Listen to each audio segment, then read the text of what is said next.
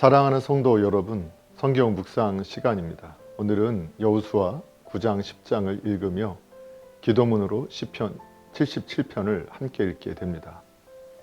여호수아의 내용을 살펴보면 9장에서는 여호수아가 기브온 사람과 언약을 맺는 내용이, 10장에서는 아모리 연합군을 격파한 내용이 나옵니다. 여호수아 9장에서는 여호수아가 기브온 사람과 언약을 맺는 내용이 나옵니다. 이스라엘 백성들은 여리고와 아이성을 물리치고 물밀듯이 가나안 땅을 점령하였는데, 불안을 느낀 다른 가나안 족속들은 서로 연합하여 군사 동맹을 체결하였습니다.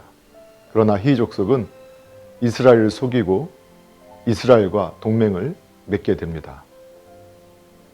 이스라엘은 가나안 히 족속이 다른 지역 사람인 줄로 착각하여 하나님의 명령을 어긴 채 그들과 동맹을 맺게 되었습니다.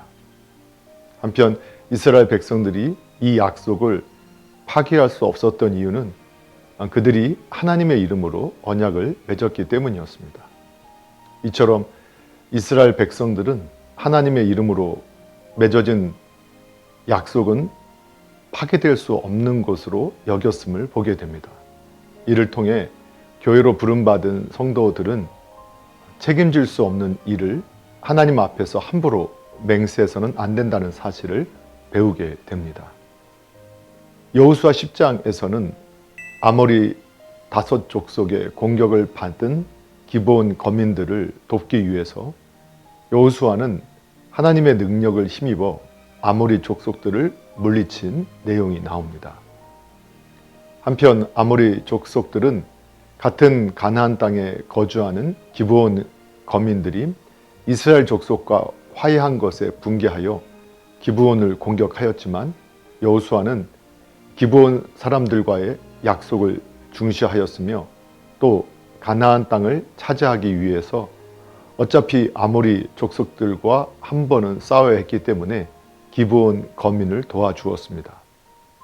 여기서 우리는 기브온 거민을 살려주기로 맹세한 언약을 끝까지 지키는 여호수아의 신실한 모습과 우상을 섬기는 가나안 사람들을 철저하게 진멸하시는 하나님의 성품을 엿볼 수 있게 됩니다.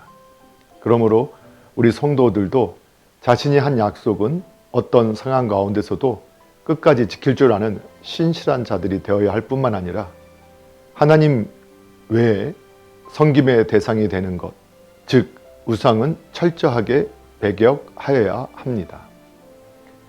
사랑하는 성도 여러분, 하나님의 백성은 하나님의 신실하심과 같이 진실한 삶을 통해 하나님의 하나님 되심을 증거하는 사람들이 되어야 합니다.